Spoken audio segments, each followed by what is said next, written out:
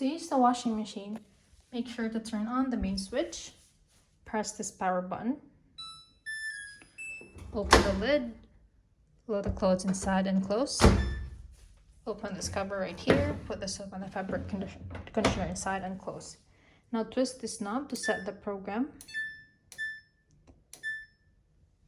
Once you have selected the program, since this is a 2-in-1 washing machine, you can also select dryer.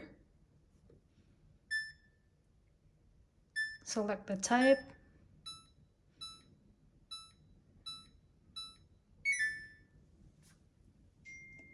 Now, once you have selected the program, press this play button right here.